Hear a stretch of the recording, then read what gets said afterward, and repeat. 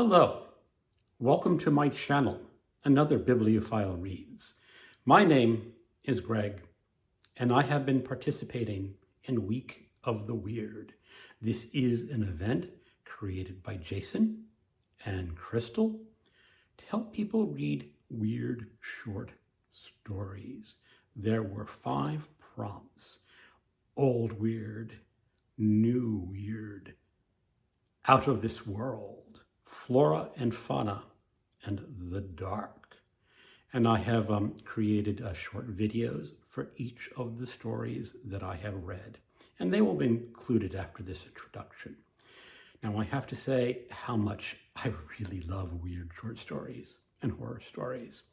I think it is one of my favorite genres for the short story. And I am so glad that they had this event here in March, because May is coming up, and May is going to be Horror Mayhem, another event for reading weird and horror short stories. So I want to thank you all for watching, and keep on reading, and you can hear about my opinions of each individual short story. Thank you. Day 1, Old Weird. I read The Return of the Sorcerer by Clark Ashton Smith, originally published 1931. Strange Tales.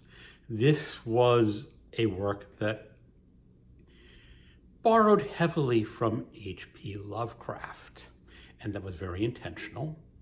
And it starts off with a man living in California. He's almost broke, and he gets a note from a scholar of sorcery and demonology who wants an assistant who can help translate Arabic. Okay, if you are all familiar with H.P. Lovecraft and you're talking about translating from something from Arabic, you know what's going to show up in this short story, and it does show up. And this young man, as I said, meets this older scholar living alone, and the scholar says, I might need you at all hours of the day. You will have to be a live-in assistant secretary. And that's fine with this young man, whose name's like Ogden, because he's flat broke. And he goes to a very musty old room. And the scholar, Cranby, says, unfortunately, my house has a lot of rats, and you might hear them scuttling around the house at night. Don't pay them any attention. And so the young man goes in, and he translates this very bizarre passage from, well, you know what he's translating from, because he's translating from the Arabic. I won't mention it here, just in case it's a spoiler. Shouldn't be a spoiler, but you know, that book in Arabic. And the passages delights her. I shouldn't say delight, makes the man very pensive. And from there, you discover more about this man who studies, I said, demonology and sorcery. You don't get that a lot in modern short stories, the study of demonology and sorcery, but it's a lot of fun. And things happen in this story. And it is a good horror story. It doesn't really have a surprise ending because you can see the ending coming, but it's a very appropriate ending, and the kind of stories that you want horror stories to end like. So I really enjoyed this for my Old Weird. This is technically a reread for me. As I was entering it into my database of stories read, I noticed that I had read this story about 22 years ago, somewhere around there. So yeah, I probably remembered some in the back of my mind, but definitely check out The Return of the Sorcerer by Clark Ashton Smith. I have just finished my second story for Week of the Weird. I have skipped ahead towards the end to do Flora and Fauna, read a weird story featuring nature. And I cheated just a little, I think. I read The Shunned House by H.P. Lovecraft. This is one of his stories that he wrote in 1930s, something around there. And it features an old house in Rhode Island. And it has a long negative history of bad things happening in this house. And is narrated by a man who sort of worked with his grandfather, and they're investigating sort of the history of this house together and all the bad things. And it goes through to the beginning of the people who originally created the house and the bad things that happened to them, and going down through subsequent generations and all the bad things that happened to them. And they go on killing sprees, or not killing sprees, but mysterious deaths. And people in this house can sometimes just start speaking French when there's no known reason for them to be speaking French. And there is a mysterious fungus that grows around this house.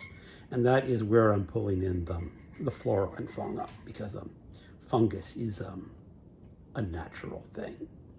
But is it a natural thing in this story?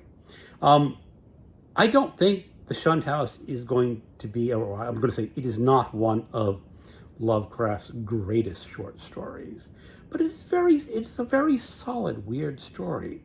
And it is just told in that particular Lovecraft style of this scholarly gentleman investigating something out of the ordinary and then having to settle what this weird thing is.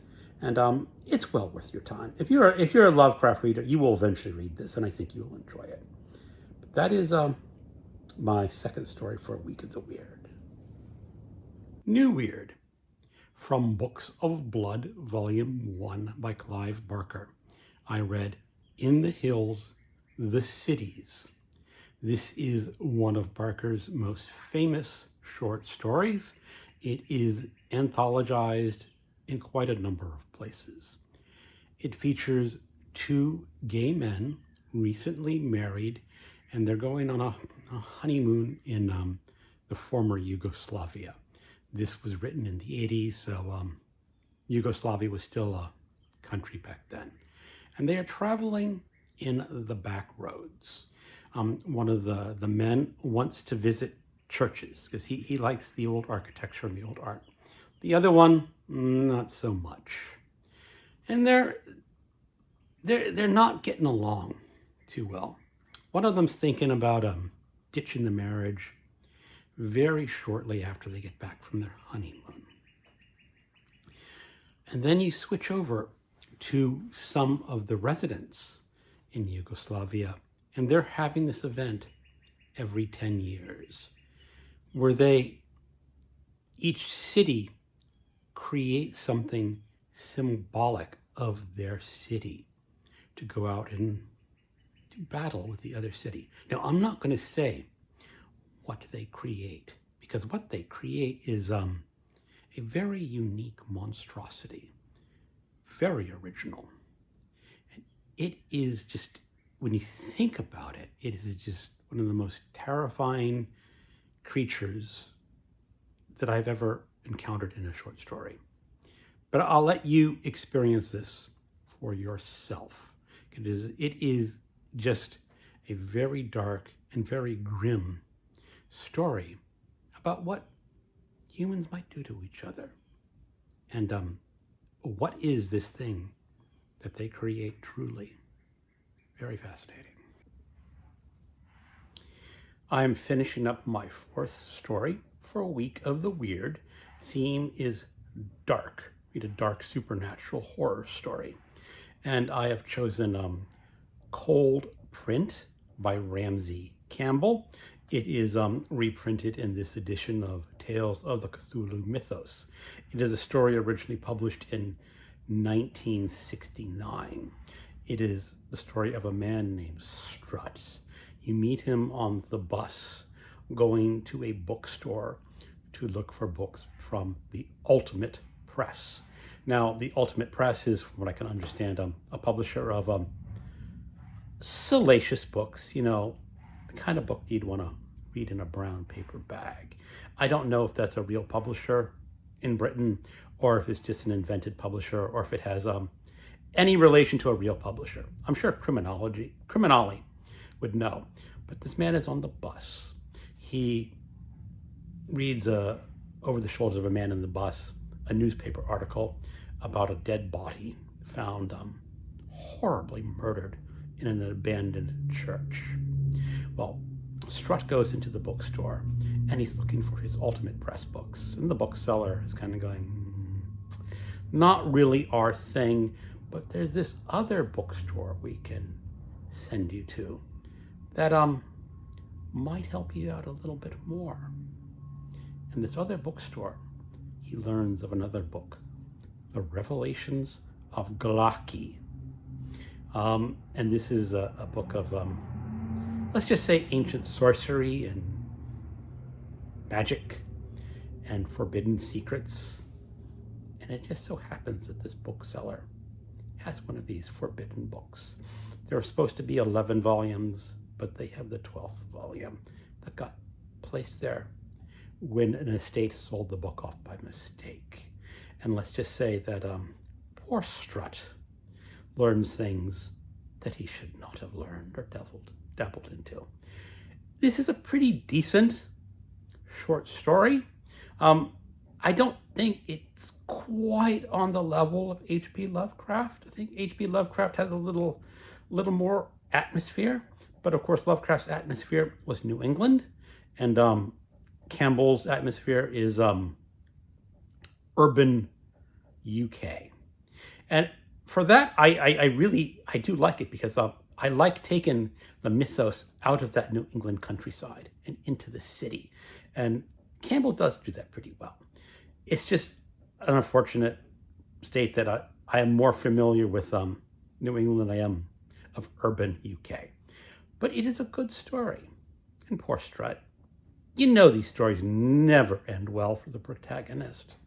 But I liked it. Out of This World for Week of the Weird.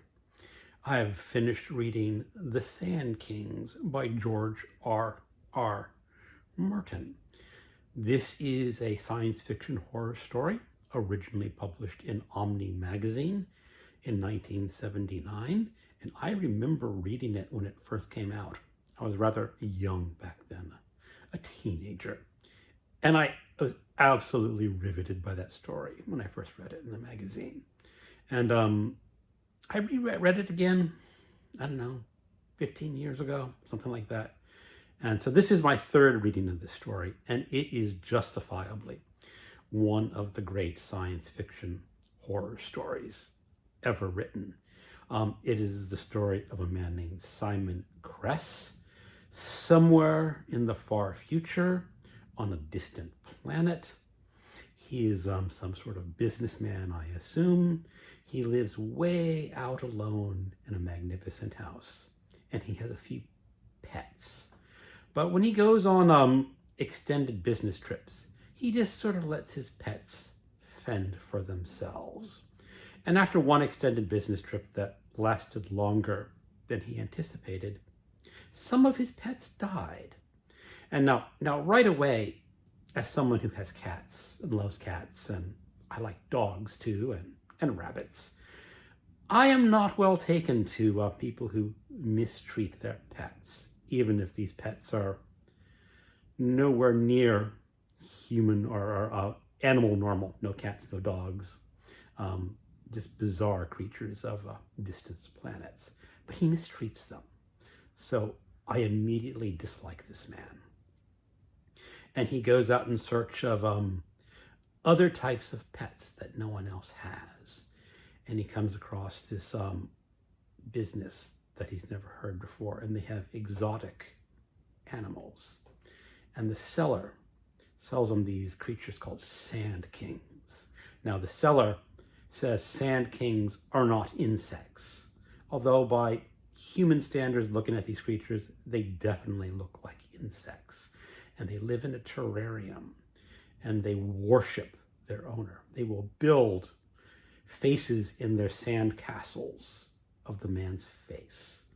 And these creatures will fight each other and have wars. And that's what this man wants to see. He wants to see these Sand Kings fight each other. And he helps them along. According to the business that sold him, they will fight amongst themselves on their own terms. But he wants them to fight on his terms. So he starves them and makes them fight. And then he brings in other alien creatures for them to attack and kill. And then he starts noticing that his image in their sandcastles, because these creatures will make images of the man they worship in their castles, sort of idols. His face is slowly transforming into something that resembles a cruel man.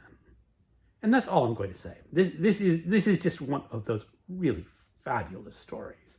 And the man Simon Kress, when I said that he mistreats his pets, it gets much worse. He is a despicable human. And he gets his comeuppance. And it is such a joy to read the story, because it is a thrilling story. These Sand Kings definitely are not just insects. And what happens to the man in this house is just one of the, as I said, one of the all-time great horror short stories and science fiction short stories. This comes out of a horror anthology, but I also have the Sand Kings in a science fiction anthology. So it can go either way, horror or science fiction. But if you have not read Sand Kings by George R.R. Martin, absolutely seek it out. Absolutely read it. It is one of the great short stories in the genre of either horror or science fiction from the 20th century.